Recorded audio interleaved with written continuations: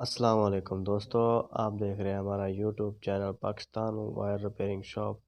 आज हमारे पास एक 37 मोबाइल है ओप्पो का, जिसका बैटरी का इशू है। हम बैटरी रिपेयर करेंगे, बैटरी चेंज करेंगे।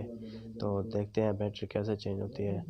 लेकिन वीडियो स्टार्ट करने से पहले आप हमारे चैनल पर अगर नए हैं तो हमारे चैनल को सब्सक्राइब ज़रूर कर दें और बेल आइकन का बटन ऑल पर क्लिक कर दें, ताकि हमारी नई से नई नोटिफिकेशन आप तक वीडियो की नोटिफिकेशन आप तक पहुंचती रहे। तो वीडियो स्टार्ट करते हैं, लेकिन वीडियो स्किप नहीं करनी।